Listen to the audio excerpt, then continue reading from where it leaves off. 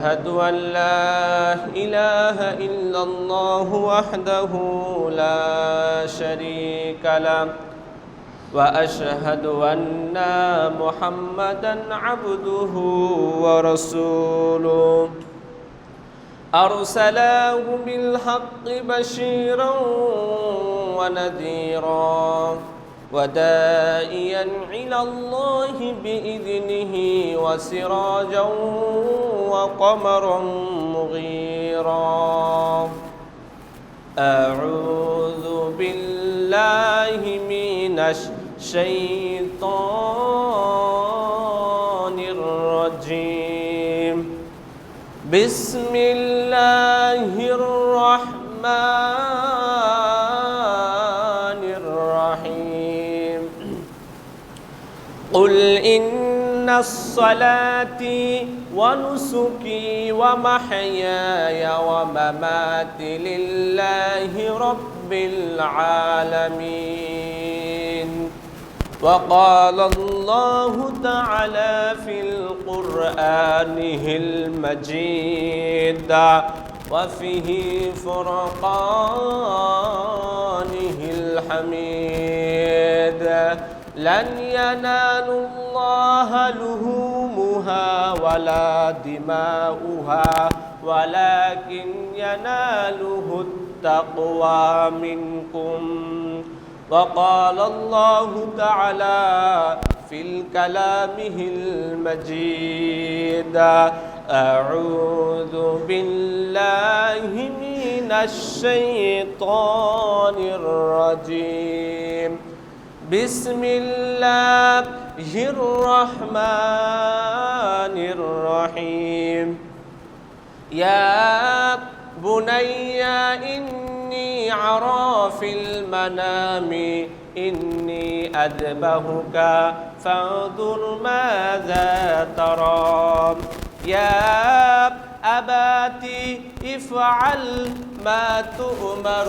ستجدني إن شاء الله من الصابرين الحمد لله যাবতীয় প্রশংসা যাবতীয় সিফত সানা যাবতীয় গুণগান সে একমাত্র মহান মাবুদের দরবারে মালিকের দরবারে যে মহান মালিক আজকের এই জুমার দিনে এই পবিত্র হজের দিনে এই বরকতময় দিনে আল্লাহ রাব্বুল আলামিন আমাদেরকে উপস্থিত হওয়ার তৌফিক দান করেছেন। আসলে এই উপস্থিত হওয়ার সবাইকে আল্লাহ রাব্বুল আলামিন সৌভাগ্য দেন না। যাদেরকে পছন্দ করেন আল্লাহ রাব্বুল আলামিন তাদেরকেই কবুল করেন। তো যে রব্বুল আলামিন আজকে এই দিনটাতে আমাদেরকে এসে সুন্নত পড়ে খুতবা শোনার তৌফিক দান করলেন, সেই মহান মালিকের দরবারে লাখো কোটি শুকরিয়া আলহামদুলিল্লাহ। অতঃপর দরুদ বর্ষিত হোক সেই মানবতা মুক্তির দূত আহমদ মুস্তফা মোহাম্মদ মুস্তফা সকলে বলি সাল্লাল্লাহু আলাইহি ওয়াসাল্লাম। সম্মানিত উপস্থিতি, আজকে আমি আপনাদের সামনে কুরআনুল কারীমের ভিতর থেকে 7 নম্বর সূরা সূরাতুল আনআমের 157 নম্বর আয়াত আমি পাঠ করেছি এবং সূরা সাফফাতের 101 থেকে 7 নম্বর আয়াত 1 2 3 4 5 6 7 নম্বর আয়াত আমি পাঠ করেছি। উক্ত আয়াত এবং হাদিসকে সামনে রেখে আমি কুরবানির A to Z কোরআন এবং হাদিস থেকে আপনাদের সামনে তুলে ধরার চেষ্টা করব ইনশাআল্লাহ তাআলা। সম্মানিত উপস্থিতি, আসুন আমরা কুরবানি সম্পর্কে বিস্তারিতভাবে জেনে নেই। কুরবানি শব্দের অর্থ কি? কব র বা নুন ইয়া কুরবানি। এই কুরবানি শব্দের অর্থ হচ্ছে নৈকট্য লাভ করা, আল্লাহ রাব্বুল আলামিনের নৈকট্য হাসিল করা। সম্মানিত উপস্থিতি, যাতে করে আমরা আল্লাহ রাব্বুল আলামিনের নৈকট্য লাভ করতে পারি, যাতে করে আমরা তাকওয়া অর্জন করতে পারি, এর নাম হচ্ছে কুরবানি। সম্মানিত উপস্থিতি, রাসূল সাল্লাল্লাহু আলাইহি ওয়াসাল্লাম বলেছেন যে তোমরা কুরবানি করো। কেন করব? এই কুরবানিটা হচ্ছে সুন্নাতা আবিকুম ইব্রাহিম, এই কুরবানি করাটা হচ্ছে ইব্রাহিম আলাইহিস সালাতু ওয়াস সালামের সুন্নাহ।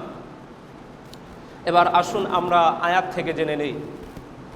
আল্লাহ রাব্বুল আলামিন কুরআনুল কারীমের মধ্যে সূরা হজের 37 নম্বর আয়াতের মধ্যে আল্লাহ রাব্বুল আলামিন জানিয়ে দিলেন, ওয়ালি কুল্লি উম্মাতি জাআলনা মাসকানান লিয়াযকুরা ইসমাল্লাহি আলা মা রাযাকাহুম মিন বাহিমাতিল আনআম। আল্লাহ রাব্বুল আলামিন কত সুন্দরভাবে আল্লাহ রাব্বুল আলামিন স্টেপ বাই স্টেপ কবিতার মতো করে বলতেছেন, ওয়ালি কুল্লি উম্মাতি জাআলনা মানসাকান লিয়াযকুরা ইসমাল্লাহি। আমি আল্লাহ রাব্বুল আলামিন প্রত্যেকটা পয়গম্বরের উপর পৃথিবীতে যত আম্বিয়া ইকরামগণ এসেছে, যত নবী এসেছে, এই প্রত্যেকটা নবীর উপরই আমি কুরবানি নির্ধারণ করে দিয়েছি। সুবহানাল্লাহ। শুধু মুহাম্মদ সাল্লাল্লাহু আলাইহি ওয়াসাল্লামের উম্মতের জন্যই কুরবানি নির্ধারণ করেনি, বরঞ্চ পৃথিবীতে যত নবী এসেছে প্রত্যেকটা নবীর উপরে আল্লাহ রাব্বুল আলামিন কুরবানি নির্ধারণ করে দিয়েছেন। যেমন ভাবে বাবা আদম আলাইহিস সালাতু ওয়াস সালামের দুই সন্তান হাবিল এবং কাবিল, ওখান থেকেই মূলত কুরবানির প্রথাটা এসেছে। হাবিল কাবিল এর বিস্তারিত ঘটনা। হাবিল হচ্ছে বড় ছেলে, কাবিল হলো ছোট ছেলে। এই ঘটনা মনে হয় আপনারা জানেন। হাবিল ভালো চেয়ে হাবিল ছিল একজন রাখাল, মোষ চড়াতো, দুম্বা চড়াতো। আল্লাহ তাআলার হুকুমে হাবিল সবচেয়ে ভালো দুম্বা আল্লাহ তাআলার দরবারে কুরবানি দিল।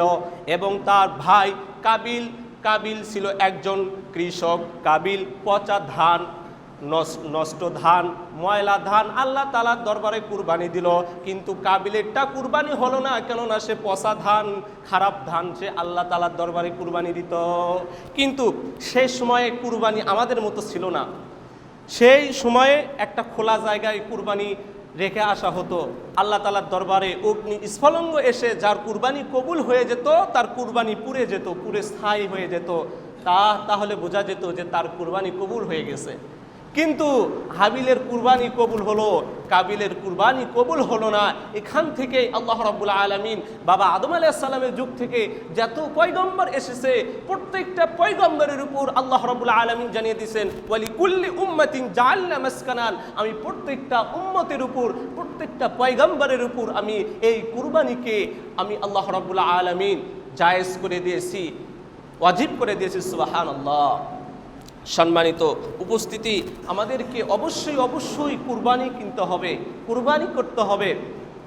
এবার আল্লাহর নবী ওয়াকালা রাসূলুল্লাহি সাল্লাল্লাহু আলাইহি ওয়াসাল্লাম, আল্লাহর নবী বিশ্ব নবী জনাবে রাসূলুল্লাহ সাল্লাল্লাহু আলাইহি ওয়াসাল্লাম, রাসূল সাল্লাল্লাহু আলাইহি ওয়াসাল্লাম বলেন, আল্লাহর নবী সাল্লাল্লাহু আলাইহি ওয়াসাল্লাম যখন কুরবানি করতেন বিকাবশাইনে আমলাহাইনে আকরানাইনে, আল্লাহর নবী সাল্লাল্লাহু আলাইহি ওয়াসাল্লাম বলেন, আল্লাহর নবী কি করতেন? আল্লাহ নবী শিংওয়ালা মোটা তাজা দুম্বা কুরবানি দিতেন। সুবহানাল্লাহ। মোটা তাজা শক্ত কুরবানি দিতেন। সম্মানিত উপস্থিতি, আল্লাহ নবী বিশ্ব নবী জনাবে রাসূলুল্লাহ সাল্লাল্লাহু আলাইহি ওয়াসাল্লাম বলেন, আচ্ছা আমরা যে কুরবানি দেই, এই কুরবানি দেওয়াতে আমাদের লাভ কি এবং আল্লাহ তাআলার লাভ কি বলেন তো? আমাদের বহু ফায়দা। আমরা যদি কুরবানি দেই, এই কুরবানির গোশত কিন্তু আমরাই খাই এবং কুরবানি দেওয়ার পর যে চামড়া থাকে, চামড়া, এই চামড়া কিন্তু মাদ্রাসায় দেই, আবার এটা তাদের লাভ। আবার এই গোশত 3 ভাগ করার পর 1 ভাগ আমরা নেই, আত্মীয় স্বজনদেরকে খাওয়াই, গরিবদেরকে খাওয়াই। সব কিছু আমাদের লাভ, কিন্তু আল্লাহ তাআলার লাভ কি? আল্লাহ রাব্বুল আলামিন এইটাও কুরআনুল কারীমের মধ্যে জানিয়ে দিচ্ছেন। আল্লাহ রাব্বুল আলামিন কত সুন্দরভাবে বললেন, লান ইয়ানালুল্লাহা লুহুমুহা ওয়ালা দিমাউহা ওয়ালাকিন ইয়ানালুহুত তাকওয়া মিনকুম। দেখুন আল্লাহ রাব্বুল আলামিন কত সুন্দরভাবে বললেন, লান ইয়ানালুল্লাহা লুহুমুহা, আল্লাহ তাআলার কাছে আমরা যে কুরবানি করি, এই কুরবানি আল্লাহ তাআলার কাছে পৌঁছায় না, কোনো গোশত পৌঁছায় না। লান ইয়ানালুল্লাহা লুহুমুহা, আল্লাহ রাব্বুল আলামিনের কাছে গোশত পৌঁছায় না। ওয়ালা দিমাউহা, এবং আল্লাহ রাব্বুল আলামিনের কাছে কোনো রক্ত পৌঁছায় না। কিন্তু পৌঁছে কি? আল্লাহ রাব্বুল আলামিন বলে দিচ্ছেন ওয়ালাকিন ইয়ানালুহু তাকওয়া। সুবহানাল্লাহ। কিন্তু আল্লাহ তাআলার কাছে একটা জিনিস পৌঁছায়, সেই জিনিসটা হচ্ছে তাকওয়া, আল্লাহ ভীতি পৌঁছায়। আল্লাহ তাআলার কাছে গোশত পৌঁছায় না, আল্লাহ তাআলার কাছে রক্ত পৌঁছায় না, কিন্তু একটা জিনিস পৌঁছে, সেই জিনিসটা হচ্ছে তাকওয়া। সম্মানিত উপস্থিতি, এই জন্য আমাদেরকে তাকওয়া অর্জন করতে হবে। আমরা যখন কুরবানি দেব, এই কুরবানির সময় অবশ্যই অবশ্যই আমাদেরকে ভালো পশু চয়েস করা দরকার। আমরা যখন কুরবানি দেই, আমাদের মাঝে এমন লোক আছে যে লোকেরা কি করে, অমুকে কিনেছে 60,000 দিয়ে, আমি তার চেয়ে 10,000 বেশি দিয়ে কিনবো, যাতে করে করিম চাচা জানে, যাতে করে জব্বার চাচা জানে আমি তার থেকে একটু বেশি কিনেছি, মানুষ জানে, বুঝতে পারে এইটা গ্রামের মধ্যে সবচেয়ে বড় কুরবানি, এইটা এত দাম, এইটা সবচেয়ে বেশি দাম। এইটা যদি অন্তরে থাকে, এইটা যদি কলবে থাকে, আল্লাহর কসম করে বলছি আপনার কুরবানি কবুল হবে না। যদি এই প্রথা যদি আপনার অন্তরে থাকে যে মানুষকে দেখানোর জন্য, মানুষ জানবে যে আমার কুরবানি অত, অমুকের কুরবানি অত দিয়ে কিনছে, কত সুন্দর, এইটা এক প্রকার শিরকের ভিতরে চলে যাবে। সম্মানিত উপস্থিতি, তাই এই বিষয়গুলো আমাদেরকে অবশ্যই অবশ্যই লক্ষ্য করতে হবে। সম্মানিত উপস্থিতি, ইব্রাহিম আলাইহিস সালাতু ওয়াস সালাম, মূলত এইটা কিন্তু ইব্রাহিম আলাইহিস সালাতু ওয়াস সালামের সুন্নাহ। ইব্রাহিম আলাইহিস সালাতু ওয়াস সালাম যখন ছোট ছিলেন, ইব্রাহিম আলাইহিস সালাতু ওয়াস সালামকে বাড়ি থেকে কিন্তু বের করে দেওয়া হয়েছিল, তাকে বনবাসে দেওয়া হয়েছিল। পৃথিবীর ভিতরে প্রত্যেকটা নবী, যে নবীকে আল্লাহ রাব্বুল আলামিন এত বেশি পরীক্ষা করেননি, সেটা হচ্ছে ইব্রাহিম আলাইহিস সালাতু ওয়াস সালাম। ইব্রাহিম আলাইহিস সালাতু ওয়াস সালাম সবচেয়ে বেশি আল্লাহ রাব্বুল আলামিন তাকে পরীক্ষা করেছেন। কিভাবে? দেখুন, ইব্রাহিম আলাইহিস সালাতু ওয়াস সালামের বয়স যখন 86 বছর হওয়ার পর ইব্রাহিম আলাইহিস সালাতু ওয়াস সালামের কোনো সন্তান হয় না। একটা সাধারণভাবে যার সন্তান হয় না, বিবাহ করার পর 4 থেকে 5 বছর পর যদি কারো সন্তান না হয়, দেখবেন যে তার মাথার ভিতরে যে প্রেশান, যে পরিমাণ টেনশন, সন্তান হয় না যাদের। তো ইব্রাহিম আলাইহিস সালাতু ওয়াস সালামের বয়স যখন 86, ইব্রাহিম আলাইহিস সালাতু ওয়াস সালামের সন্তান হয় না। ইব্রাহিম আলাইহিস সালাতু ওয়াস সালামের মাথার চুলগুলো পেকে যাচ্ছে, পুরো মাথা চুল পেকে গেছে। ইব্রাহিম আলাইহিস সালাতু ওয়াস সালামের দ্বিতীয় স্ত্রীর নাম সারা রাদিয়াল্লাহু তাআলা আনহা, এবং সারা রাদিয়াল্লাহু তাআলা আনহার সাথে একটা পরামর্শ করলেন। পরামর্শ করার পর ইব্রাহিম আলাইহিস সালাতু ওয়াস সালাম তৃতীয় একটা বিবাহ করলেন। সেই স্ত্রীর নাম হলো হাজেরা। হাজেরা আলাইহিস সালাম তৃতীয় বিবাহ করলেন। তৃতীয় বিবাহ করার পর কিছুদিন পরে ফুটফুটে একটা ছেলে সন্তান হলো। আল্লাহ তাআলার আদেশে তার নাম রাখা হলো ইসমাঈল। সেটাও আল্লাহ রাব্বুল আলামিন সূরাতুল বাকারার ভিতরে আল্লাহ রাব্বুল আলামিন উল্লেখ করতেছেন ইসমাঈল ওয়া ইসহাক। সেটাও আল্লাহ রাব্বুল আলামিন কোরআনুল কারীমের ভিতরে লিপিবদ্ধ করেছেন। তো এক পর্যায়ে ছেলেটা যখন আস্তে আস্তে আস্তে যখন বড় হয়, এবার আল্লাহ রাব্বুল আলামিনের হুকুমে তাকে মক্কার মরুভূমির এক প্রান্তে রেখে আসা হলো, যেখানে কোনো মানুষ বসবাস করে না, যেখানে কোনো খাবার নাই, যেখানে কোনো পানি নাই, যেখানে কোনো অর্থ নাই, যেখানে খাওয়ার সংকট, মানুষ বসবাস করে না। সেখানে আল্লাহ তাআলার হুকুমে রেখে আসা হলো। রেখে আসার সময় ইব্রাহিম আলাইহিস সালাতু ওয়াস সালাম তার স্ত্রীকে কিছুমাত্র পানি এবং খাদ্য দিয়ে আসলেন। তার স্ত্রী হাজেরা আলাইহিস সালাতু ওয়াস সালাম ইব্রাহিম আলাইহিস সালাতু ওয়াস সালামকে জিজ্ঞাসা করলেন, শুধুমাত্র এইটুকু খাবার দিয়ে আমাদেরকে রেখে যাচ্ছেন, আচ্ছা আপনি আমাদেরকে রেখে যাচ্ছেন কেন, একটু বলুন তো। ইব্রাহিম আলাইহিস সালাতু ওয়াস সালামের বুকে বড় কষ্ট। ইব্রাহিম আলাইহিস সালাতু ওয়াস সালাম তার হাত এইরকম ভাবে আকাশে করলেন, আসমানের দিকে করলেন।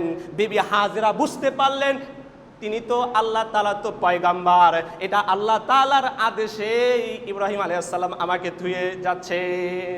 তাকে থুয়ে আসা হলো। থুয়ে আসার পর কিছুদিন যাওয়ার পর যে খাদ্যগুলো ইব্রাহিম আলাইহিস সালাম তার স্ত্রীদেরকে দিয়ে এসেছিলেন, সেই খাদ্যগুলো ফুরিয়ে গেছে। সেই খাদ্যগুলো ফুরিয়ে গেছে, এখন খাবার কই পাবে? এবার বিবি হাজেরা রাদিয়াল্লাহু তাআলা আনহা পানির জন্য, খাবারের জন্য ছোটাছুটি করতে থাকলেন।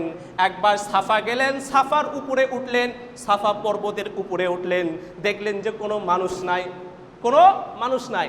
এবার দৌড়ে গেলেন মারওয়া পাহাড়ে গেলেন। মারওয়া পাহাড়ে যাওয়ার পর সেখানে দেখলেন কোনো মানুষ নাই। এই রকমভাবে 7 বার গেলেন আর আসলেন। আর এই 7 বার এই ছোটাছুটি করাটা, এই 7 বার ছোটাছুটি করাটা আল্লাহ রাব্বুল আলামিনের কাছে এত প্রিয় হয়ে গিয়েছে, কিয়ামত পর্যন্ত যত হাজি ওই মক্কায় হজ করতে যায়, তারা হজ করার পর ওই সাফা এবং মারওয়ার ভিতরে তারা 7 বার দৌড়াদৌড়ি করে দেয়। সুবহানাল্লাহ। এইটা আল্লাহ রাব্বুল আলামিন ওয়াজিব করে দিয়েছেন। যারা হজ করতে যায় এইটা ওয়াজিব করে দিয়েছেন। তারা তাওয়াফ করার পর তারা সাফা এবং মারওয়া পাহাড়ে তারা 7 বার দৌড়াদৌড়ি করে, এটা ওয়াজিব করে দিয়েছেন। এবার যখন ইসমাইল আলাইহিস সালাম যখন আস্তে আস্তে যখন বড় হলেন, যখন ইব্রাহিম আলাইহিস সালামের বয়স প্রায় 12 থেকে 13 বছর, খুব আদরের সন্তান। যে সন্তান 86 বছর পর একটা সন্তান হয়েছে, খুব আদরের সন্তান হতে পারে না, খুব কলিজার টুকরা সন্তান, খুব কষ্ট ইব্রাহিম আলাইহিস সালামের মনে। কিন্তু যখন তার বয়স 12 থেকে 13 বছর, তখন ইব্রাহিম আলাইহিস সালাম আসলেন, মক্কায় আসলেন। মক্কায় আসার পর তার ওই ছোট্ট সন্তানকে উল্লেখ করে বলতেছেন, দেখুন আল্লাহ রাব্বুল আলামিন সূরা সাফফাতের ভিতরে উল্লেখ করে দিলেন, ইয়া বুনাইয়া ইন্নী আরা ফিল মানামি ইন্নী আযবাহুকা ফানজুর মাযা তারা। আল্লাহু আকবার।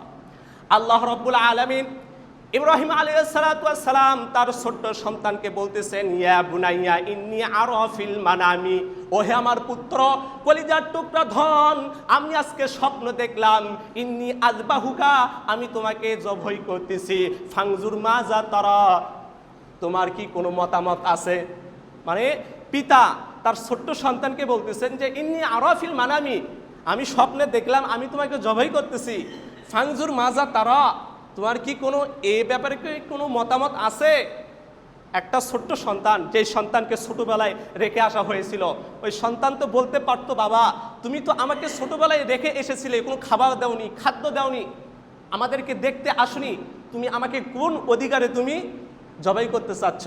আমরা হলে তো তাই তো বলতাম, কিন্তু ওই ছোট্ট সন্তান তা বলেনি। দেখুন ওই ছোট্ট সন্তান তার পিতাকে উল্লেখ করে বললেন, ইয়া আবাতি ইফআল মা তুমারু সাতাজদুনি ইনশাআল্লাহু মিনাস সাবিরিন।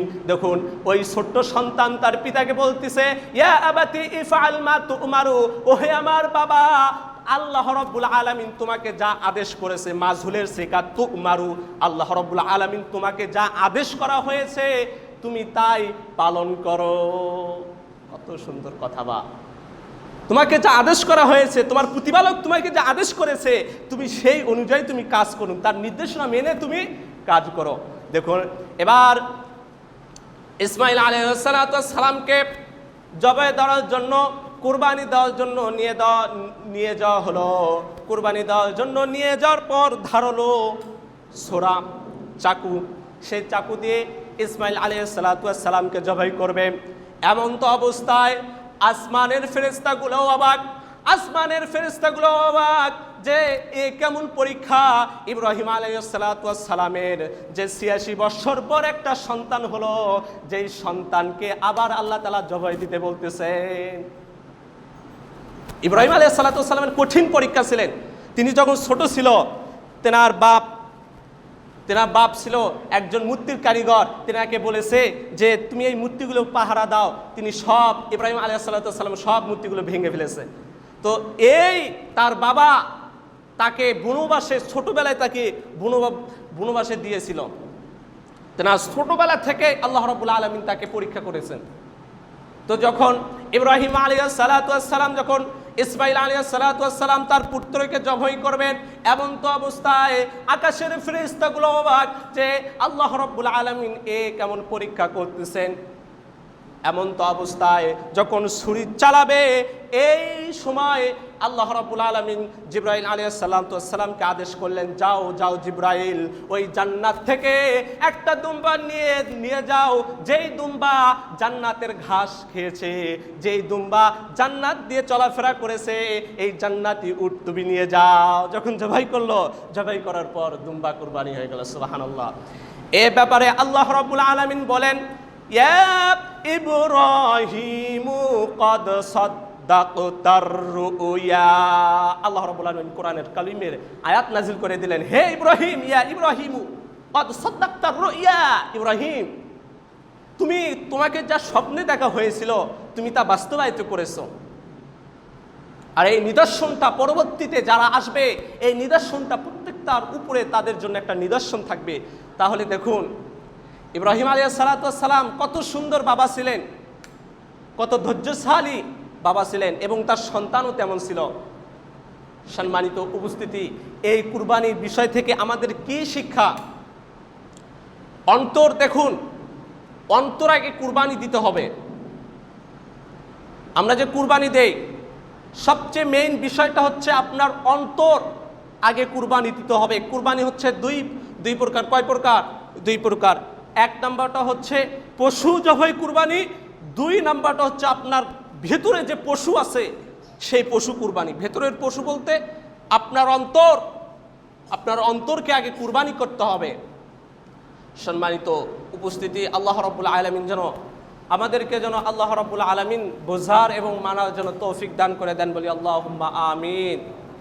সম্মানিত উপস্থিতি, দেখুন, আল্লাহ নবী সাল্লাল্লাহু আলাইহি ওয়াসাল্লাম বলেন, ওয়া আন আবি হুরায়রা রাদিয়াল্লাহু তাআলা আনহু قال قال رسول الله صلى الله عليه وسلم। আবু হুরায়রা রাদিয়াল্লাহু তাআলা আনহু বলেন, আল্লাহ নবী সাল্লাল্লাহু আলাইহি ওয়াসাল্লাম বলেছেন, যখন তোমরা কুরবানি কিনবা, কুরবানি ক্রয় করবা, তখন তোমরা চারটা জিনিস লক্ষ্য করবা। কুরবানি করার সময় তোমরা যখন পশু কিনবা, এই পশু কেনার সময় যদি পশুর ভেতরে যদি চারটা জিনিস থাকে, তাহলে তোমাদের কুরবানি কখনো হবে না। চারটা জিনিস লক্ষ্য করে তোমরা কুরবানি কিনবা।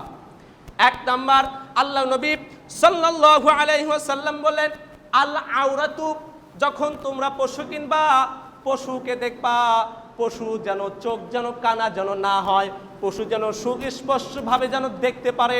পশু যদি কানা হয়, ওই পশু কুরবানি দিলে আল্লাহ তাআলার দরবারে কুরবানি কবুল হবে না। দুই নাম্বার, আল্লাহ নবী সাল্লাল্লাহু আলাইহি ওয়াসাল্লাম বললেন, আল মারিজাতু, যেই পশু অসুস্থ, যেই পশু চলতে পারে না, যেই পশু অসুস্থ, ওই পশু যদি আপনি কুরবানি দেন, এই কুরবানি আল্লাহ তাআলার দরবারে কবুল হবে না। তিন নাম্বার, আল্লাহ নবী সাল্লাল্লাহু আলাইহি ওয়াসাল্লাম বললেন, ওয়াল আরজাউ, যেই পশু খোরা, পা খোরা, পা দিয়ে চলতে পারে না, এই পশু যদি কিনি, এই পশু দিয়ে আল্লাহ তাআলার কুরবানি হবে না। চার নাম্বার, আল্লাহ নবী সাল্লাল্লাহু আলাইহি ওয়াসাল্লাম বললেন, আল কাসিরু, যে পশুর হাড়িতে বল নাই, যে পশুর হাড়ে কোনো বল নাই, এই পশু যদি কুরবানি দাও তাহলে কুরবানি হবে না। চারটা জিনিসের কথা বলা হলো যে কুরবানি হবে না। চারটা জিনিস যদি থাকে তাহলে কুরবানি হবে না। একটা পশুর মধ্যে যদি চারটা জিনিস থাকে, কুরবানি হবে না। এক নাম্বার, আল্লাহ নবী সাল্লাল্লাহু আলাইহি ওয়াসাল্লাম বলছেন যে আল্লাহ আওরাতু, যদি কোনো পশু কানা হয় তাহলে এই পশু কুরবানি দিলে কুরবানি কবুল হবে না। দুই নাম্বার, আল্লাহ নবী সাল্লাল্লাহু আলাইহি ওয়াসাল্লাম বলছেন, আল মারিজাতু, যেই পশু অসুস্থ, এই পশু যদি আপনি কুরবানি দেন আপনার কুরবানি হবে না। তিন নাম্বারটা হচ্ছে ওয়াল আরজাউ, যেই পশু খোরা, চলতে পারে না, এই পশু যদি কুরবানি দেন কুরবানি হবে না। চার নাম্বার, আল্লাহ নবী বলছেন, আল কাসিরু, যেই পশুর হাড়ে কোনো শক্তি থাকে না, এই পশু যদি কুরবানি দেন কুরবানি গেট আউট হয়ে যাবে। সম্মানিত দিনী ভাই আমার, আল্লাহ রাব্বুল আলামিন যেন আমাদেরকে যেন তৌফিক দান করে দেন। সকলে বলি আল্লাহুম্মা আমিন। তো কুরবানি দেওয়ার সময় আমাদের এলাকার ভিতরে অনেকেই লক্ষ্য করা যায় যে কুরবানি দেওয়ার সময় এইরকম লম্বা লিস্ট নেয় ইমাম সাহেব, যিনি জবাই করেন, লম্বা লিস্ট নেয়, নেওয়ার পরে অমুকের বাপ তার নামে কুরবানি, তার নামে কুরবানি, তার নামে কুরবানি, মানে সিরিয়াল ধরে নাম বলে। এইদিকে অনেক মানুষ গরু ধরে আছে, আর এইদিকে ইমাম সাহেব নাম পড়তে ব্যস্ত। এটা করা যাবে না, এটা গরু কষ্ট পায়, এটা করা যাবে না। আমাদের বাড়ির যে ইমাম সাহেব মাওলানা মুজিবুর রহমান তুফানি সাহেব, ওনাকে আমি অনেক দিন নিষেধ করেছি, আগের বারকেও ওনাদেরকে আমি নিষেধ করেছি যে দেখেন, আপনি যখন কুরবানি দেন, এই কুরবানি দেওয়ার সময় আপনি যে এই নামগুলো যে পড়তেছেন, এই নামগুলো পড়ার জন্য পশু কষ্ট পাচ্ছে কি পাচ্ছে না? অবশ্যই পাচ্ছে। দেখুন, কুরবানি একমাত্র আল্লাহ তাআলার নামেই দিতে হবে, মানুষের নামে কুরবানি দেওয়া যাবে না। হ্যাঁ, তবে অমুকের পক্ষ থেকে, যেমন করিম চাচার পক্ষ থেকে দেওয়া যাবে, কিন্তু তার নামে যে কুরবানি হবে না। আল্লাহর নবী সাল্লাল্লাহু আলাইহি ওয়াসাল্লাম বলেন, আল্লাহ রাব্বুল আলামিনের নাম ব্যতীত যদি অন্য কারো নামে যদি কুরবানি হয়, তাহলে সেই গোশত হবে হারাম, সেই গোশত হারাম। তাহলে আল্লাহ তাআলা নামেই কুরবানি দিতে হবে। দলিল, আল্লাহ রাব্বুল আলামিন সূরাতুল আম্বিয়ার ৭ নম্বর অধ্যায় ১৫৭-৫৮ নম্বর আয়াতের মধ্যে আল্লাহ রাব্বুল আলামিন জানিয়ে দিচ্ছেন, কুল ইন্নাস সালাতি ওয়া নুসুকি ওয়া মাহইয়ায়া ওয়া মামাতি লিল্লাহি রাব্বিল আলামিন। দেখুন, আল্লাহ রাব্বুল আলামিন জানিয়ে দিলেন, কুল, হে নবী আপনি বলুন, ইন্নাস সালাতি, নিশ্চয় আমার সালাত, ইন্নাস সালাতি ওয়া নুসুকি ওয়া মাহইয়া ওয়া মামাতি লিল্লাহি রাব্বিল আলামিন। হে নবী আপনি বলে দিন, আমার সালাত, আমার জীবন, আমার মরণ, আমার কুরবানি লিল্লাহি রাব্বিল আলামিন, একমাত্র আল্লাহ রাব্বুল আলামিনের জন্য। সুবহানাল্লাহ। তাহলে কোনো মানুষের নামে কুরবানি আছে? হ্যাঁ, তবে তার পক্ষ থেকে আছে, তার নামে কুরবানি হবে না। সম্মানিত উপস্থিতি, তাহলে এই বিষয়গুলো থেকে আমাদেরকে অবশ্যই শিক্ষা নিতে হবে। সম্মানিত উপস্থিতি, আল্লাহ রাব্বুল আলামিন কুরআনুল কারীমের ভেতরে সূরা কাউসারের ভেতরে জানিয়ে দিলেন, ফাসাল্লি লিরাব্বিকা ওয়ানহার। ফাসাল্লিল, আমাদের থেকে হে নবী আপনি সালাত আদায় করুন, ওয়ানহার কুরবানি করুন। আগে সালাতের কথা বলা হয়েছে। এখানে একটা মেইন একটা জিনিস রয়েছে যে আল্লাহ রাব্বুল আলামিন আগে সালাতের কথা বললেন, আগে কুরবানির কথা কেন বললেন না?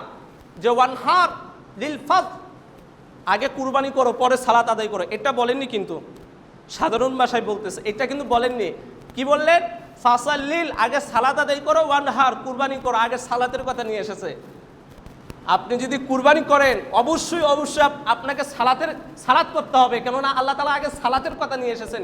সালাত হলো ফরজ, একটা ফরজ ইবাদত, যেটা পড়তেই হবে। একজন 10 বছর থেকে তার মাথায় সেন্স থাকা অবস্থায় তাকে সালাত করতে হবে, বাধ্যতামূলক। কিন্তু কুরবানির ক্ষেত্রে তা না, আপনার সামর্থ্য নেই, আপনি কুরবানি দিবেন না, এটা ওয়াজিব।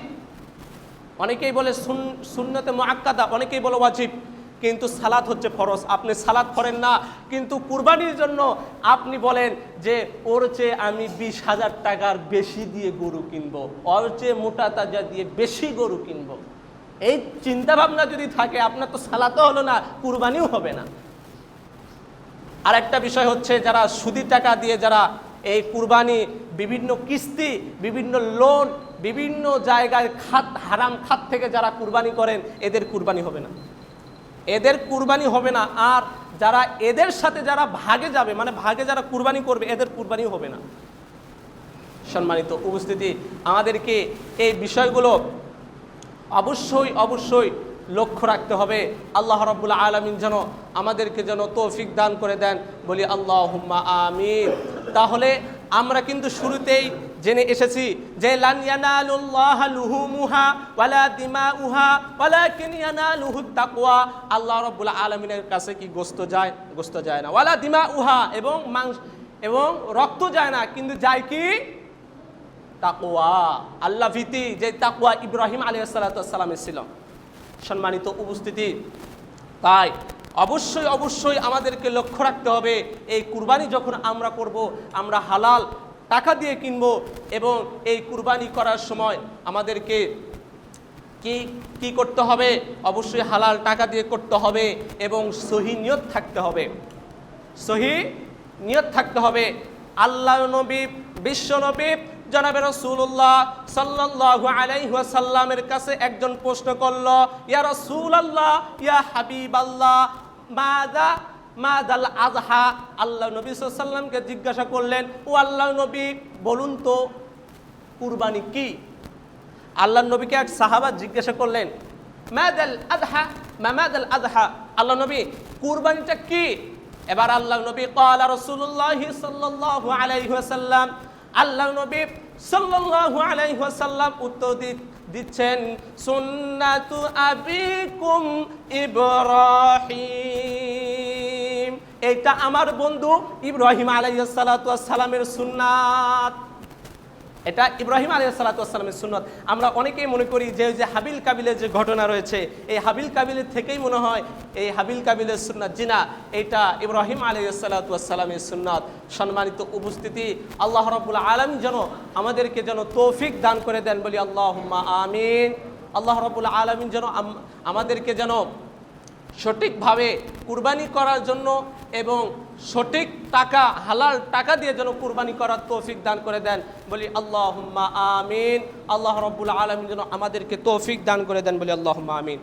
সম্মানিত উপস্থিতি, আমি যে বিষয় নিয়ে আলোচনা করলাম, কুরবানি, করণীয়, বর্জনীয়, এগুলো বিষয় যেন আমাকে মানার এবং আপনাদেরকে মানার জন্য তৌফিক দান করে দেন, বলি আল্লাহুম্মা আমিন।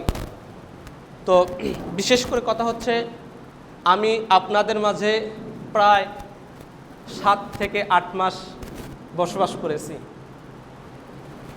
আপনাদের মাঝে থেকেছি। আপনাদের মাঝে যদি কথাবার্তায়, চলাফেরায়, যে কোনোভাবেই হোক, যদি কোনো ভুল হয়ে থাকে, আমি যদি কোনো ভুল করে থাকি, আপনাদের ছেলে হিসাবে মাফ করে দিবেন, ভাই হিসাবে মাফ করে দিবেন, ভাস্তা হিসাবে মাফ করে দেবেন ইনশাআল্লাহ তাআলা।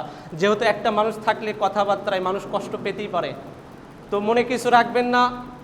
তো আমি এখান থেকে যাইতে চাইনি, তো হঠাৎ করে আমার একটা চাকরি হয়ে গেছে, স্কয়ার কোম্পানিতে, ওষুধ কোম্পানির চাকরি হয়ে গেছে, যে জন্য আপনাদের থেকে বিদায় নিতেই হচ্ছে। যেহেতু বিদায় নামটা ছোট, মাত্র 3 অক্ষর, এর মহত্ব, এর কষ্ট অনেক। সম্মানিত উপস্থিতি, আপনারা সবাই আমাকে আন্তরিকভাবে ক্ষমা দৃষ্টিতে দেখবেন। আর বিশেষ করে যে দোয়া, আমিও আপনাদের জন্য দোয়া করি, আল্লাহ রাব্বুল আলামিন যেন সবাইকে মৃত্যুর পূর্বে যেন কালেমা নসিব করে দেন, বলি আল্লাহুম্মা আমিন। ওয়া আখিরু দাওয়ানা আলহামদুলিল্লাহি রাব্বিল আলামিন।